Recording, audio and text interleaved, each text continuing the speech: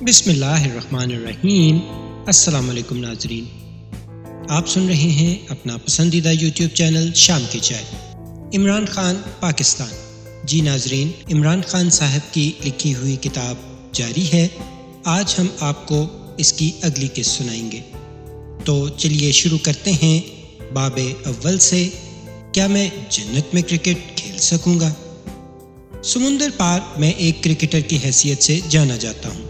21 برس کھیل کے میدانوں میں رہا، چنانچہ میری یہی شناخت ہے۔ مگر میں پاکستان میں ایک سیاستدان ہوں، ایک سیاسی جماعت کا سربراہ جو اشرافیہ سے برسر جنگ ہے۔ اشرافیہ جو 6 اشروں سے غریب عوام کا خون چوس رہی ہے اور تمام وسائل برباد کیے دیتی ہے جو اللہ نے عطا کیے۔ کبھی پرویز مشرف ایسے فوجی ڈکٹیٹر پاکستان پر مسلط ہو جاتے ہیں، کبھی بھٹو اور شریف خانوادے۔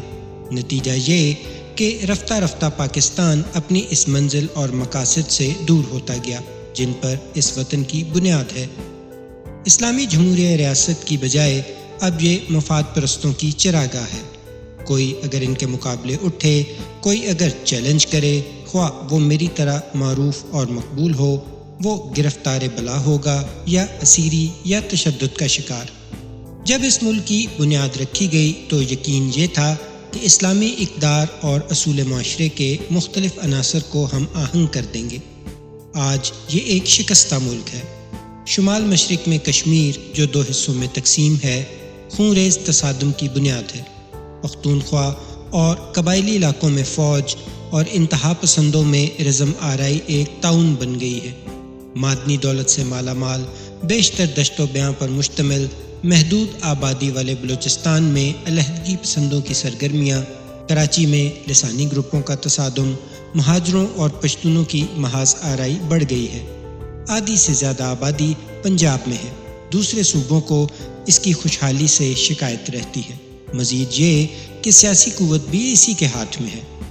ہمارے مصائب کا آغاز 1947 کے فوراً بعد ہو گیا، جب ہم نے اپنے عظیم لیڈر محمد علی جناح کو کھو دیا۔ میں پاکستان بننے کے 5 برس بعد پیدا ہوا۔ مجھے یاد ہے تب ہم اپنے وطن پہ کتنا فخر کرتے تھے، کیسے پر امید اور کتنے پرجوش ہوا کرتے۔ انگریزی استعمار کے ہاتھوں سے آزادی چھین کر مسلمانوں کے لیے ہم نے ایک نیا گھر تخلیق کیا تھا۔ اب مالدار ہندو اکثریت ہمیں لوٹ نہ سکتی تھی۔ استعمار کی مکاری اور توہین سے بھی ہم محفوظ تھے، ہم آزاد تھے۔ یہ گمشدہ اسلامی تمدن کی بازیافت کا وقت تھا جس کی کبھی پورے ہند پر حکمرانی تھی۔ اب ہم اسلامی اصول نافذ کر دینے کے لیے آزاد تھے۔ مساوات، سماجی اور اقتصادی انصاف کا خواب، جمہوریت جیسا کہ قوم کے باپ قائد اعظم نے کہا تھا، ملائیت نہیں جمہوریت، ہمارے خواب تھے۔ عالم اسلام کے لیے ہمیں ایک دمکتی ہوئی مثال بننا تھا۔ اس امر کی مثال کہ اسلامی تعلیمات کی روشنی میں زندگی کس طرح چمکتی اور فروغ پاتی ہے۔ یہ تھے ہمارے خواب۔ بہت دیر میں ہمیں یہ احساس ہوا کہ خوابوں کی تعبیر کتنی مشکل ہوتی ہے، خواہ یہ ہم جیسی نئی قوم ہی کیوں نہ ہو جس کے کندھے تاریخ کے بوجھ سے آزاد ہوں۔ جوں جوں وقت گزرتا گیا ہم اپنے سپنوں سے دور ہوتے گئے، ان سپنوں سے جو تخلیق پاکستان کی بنیاد تھے۔ پاکستان کی جڑیں متحدہ ہندوستان پر برطانوی راج کے آخری دنوں میں پیوست ہیں۔ تب پنجاب اور سرحد کے علاوہ بحیرہ عرب کے نیلے پانیوں کے کنارے آباد سندھ اور بلوچستان کو پاکستان نہ کہا جاتا تھا۔ یہ علاقے صدیوں تک کبھی ایک تو کبھی دوسری سلطنت کا حصہ رہے۔ 19ویں صدی کے آغاز سے اول ایسٹ انڈیا کمپنی اور پھر برطانوی فوج کے ذریعے اس پر حکومت کی گئی۔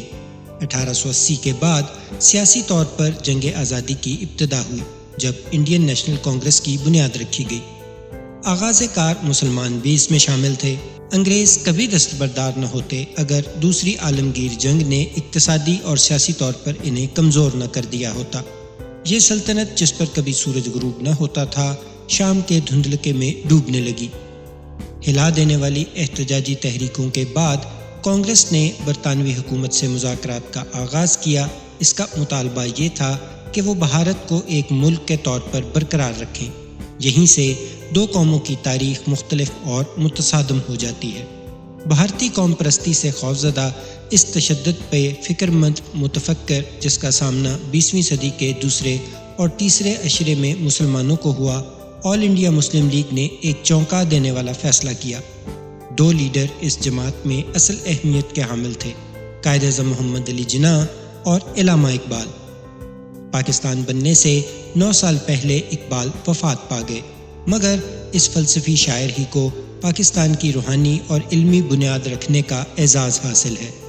1930 میں آل انڈیا مسلم لیگ کے ملک گیر اجلاس سے خطاب کرتے ہوئے انہوں نے کہا تھا، میری آرزو یہ ہے کہ پنجاب، سرحد، سندھ اور بلوچستان باہم مدغم ہو کر ایک ریاست بن جائیں، برطانوی سلطنت کے تحت یا اس سے رہائی پا کر۔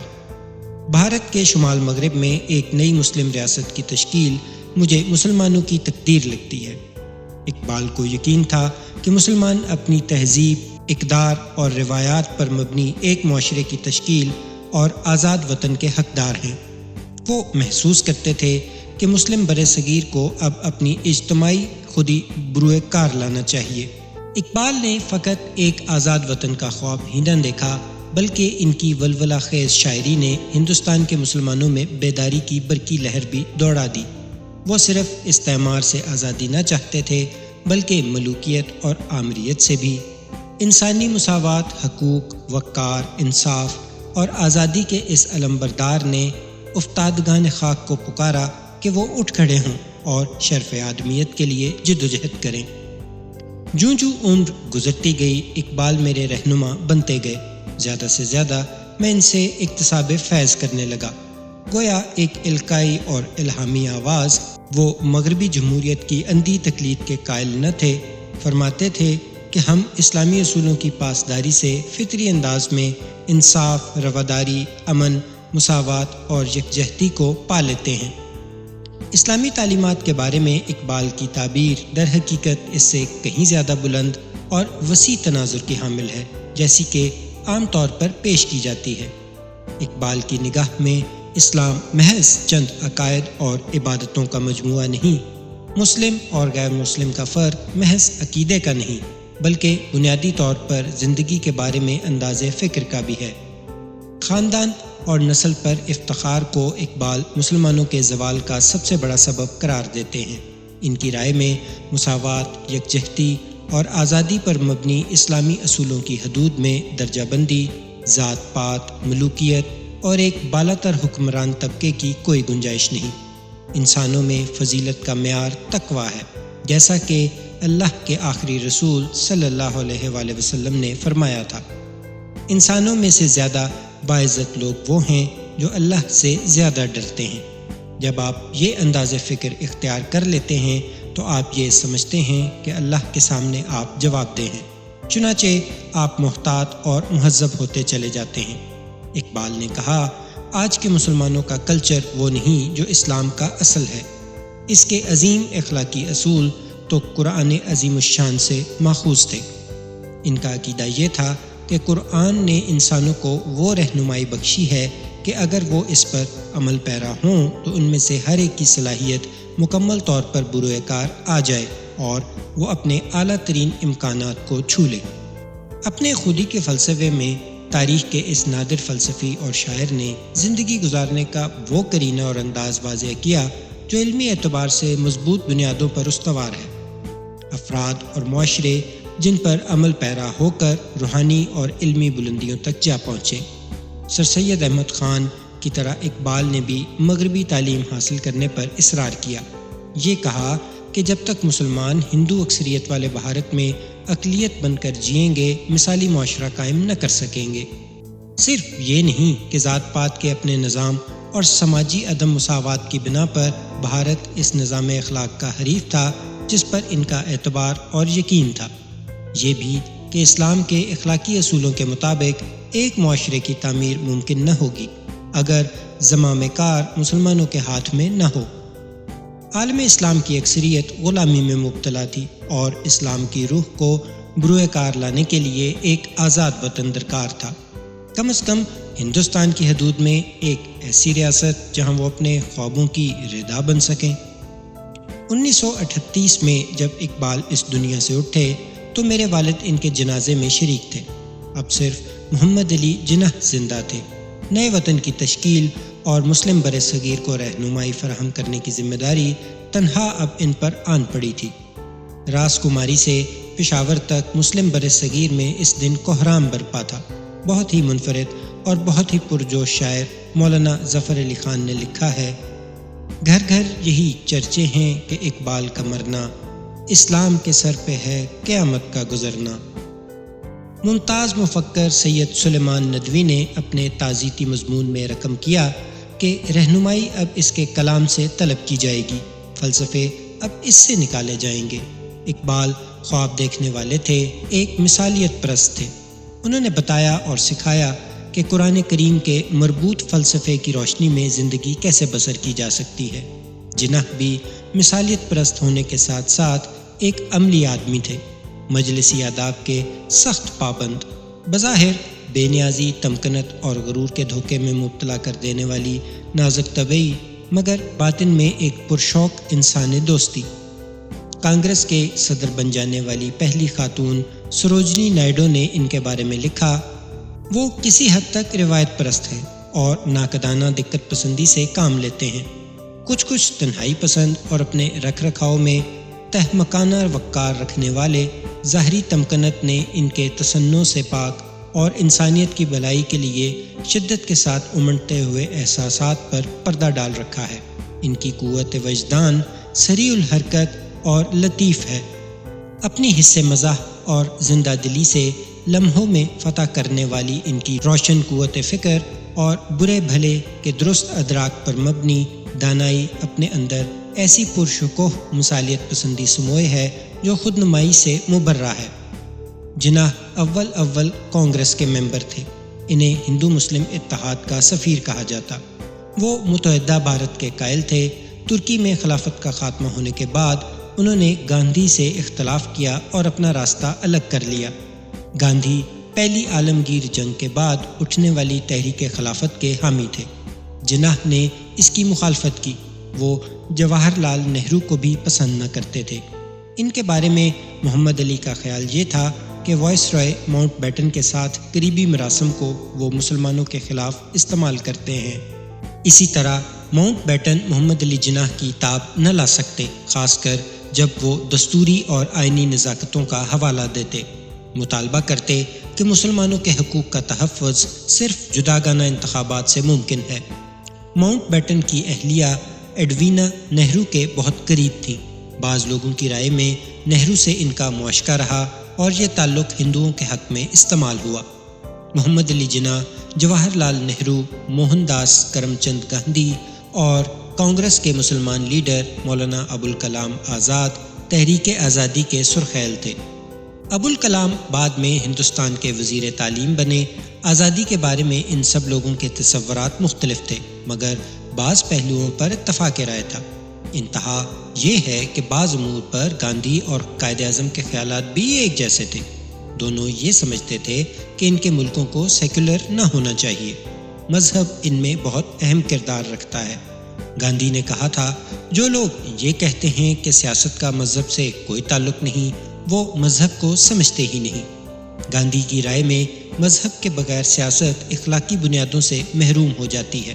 1948 میں اسٹیٹ بینک آف پاکستان کی افتتاحی تقریب سے خطاب کرتے ہوئے قائد اعظم محمد علی جناح نے کہا، معاشی مساوات اور سماجی عدل کے اسلامی تصورات پر مبنی ایک نیا معاشی نظام ہمیں پیش کرنا چاہیے۔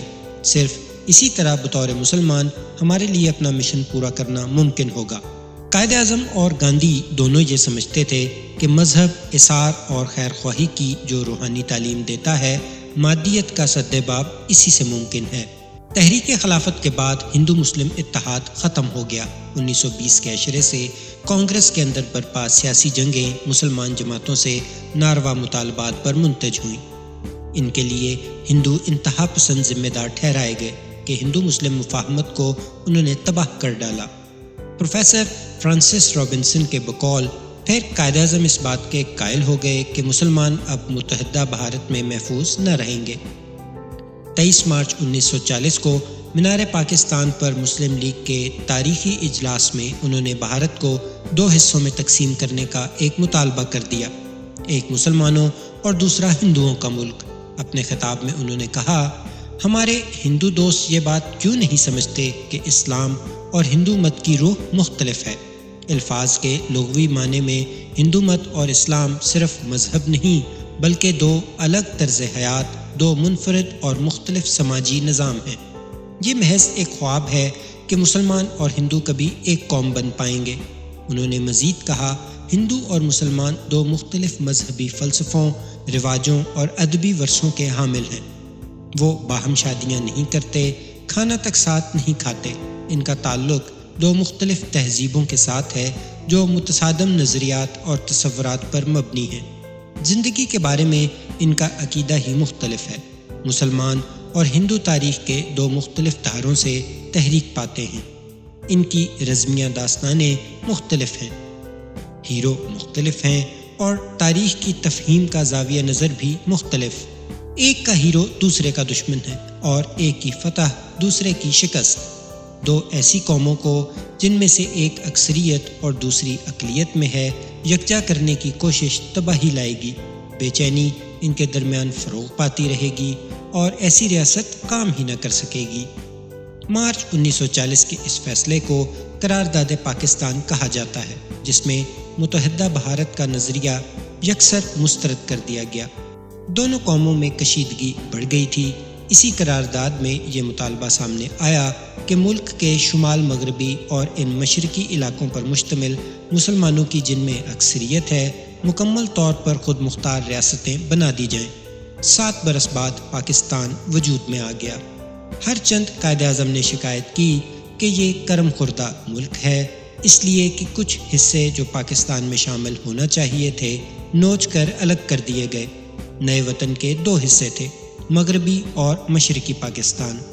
بیچ میں 1000 کلومیٹر پر پھیلا ہوا بھارت۔ پنجاب اور بنگال کے وسیع و عریض صوبے تقسیم کر دیے گئے۔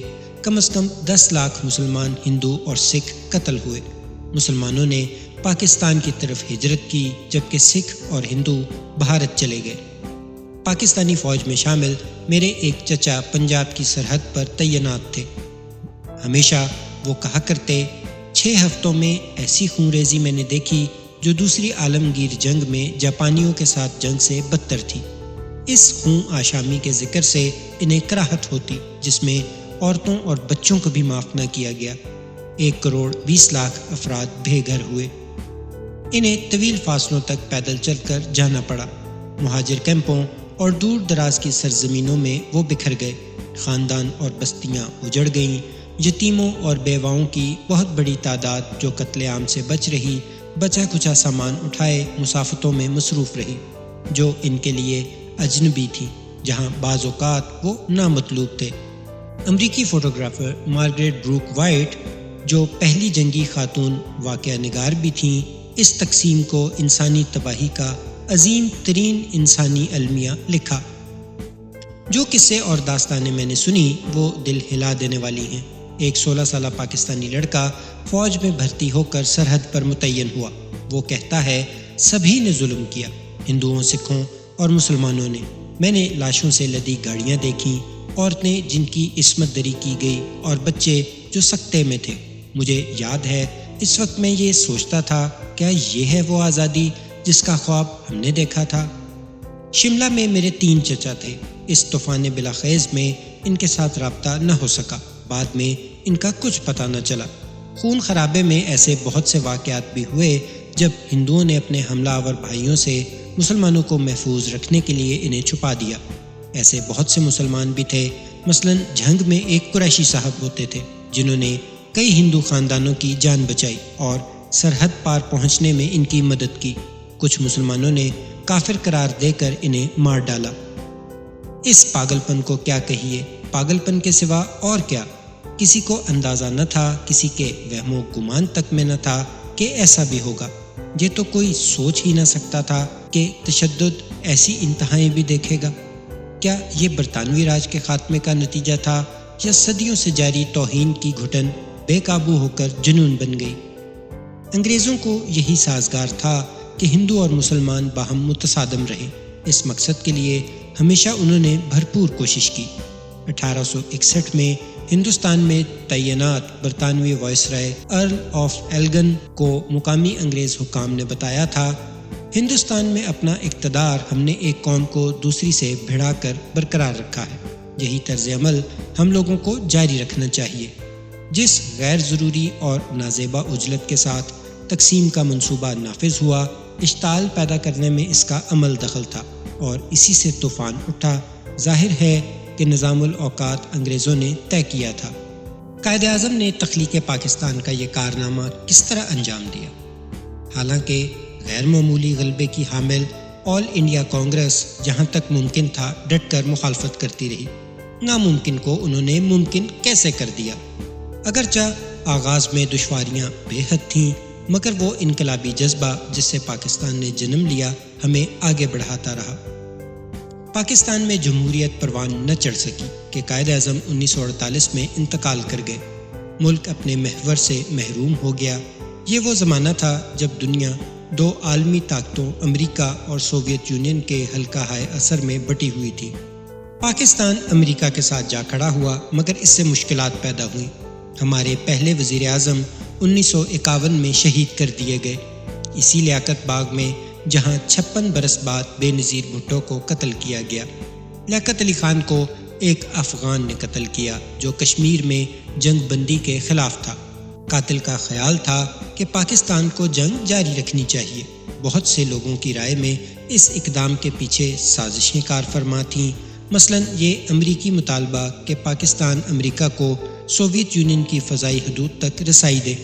اس دن سے لے کر آج تک پاکستان اور امریکہ کے تعلقات کبھی موزوں خطوط پر استوار نہ ہوئے۔ 9/11 اور نومبر 2011 میں پاکستان کی ایک سرحدی چوکے پر حملے کے بعد ان مراسم نے اور بھی تباہ کن شکل اختیار کر لی، لیکن اس موضوع پر میں بعد میں بات کروں گا۔ بھارت کے اولین ماہ سال استحکام کے تھے۔ 1947 سے 1964 تک نہرو 17 برس تک وزیر اعظم رہے۔ ہمارے ہاں کبھی سیاستدانوں کی حکومت رہی تو کبھی فوج کی، چنانچہ سیاسی ادارے بلوغت نہ پا سکے۔ دوسرے سنگین مسائل اس کے سوا تھے۔ عوام اور اشرافیہ میں گہری خلیج حائل تھی۔ پاکستان کا نظریہ ظاہر ہے کہ غیر منقسم بھارت میں پیدا ہوا اور نظریاتی طور پر اس نے اتر پردیش میں پرورش پائی۔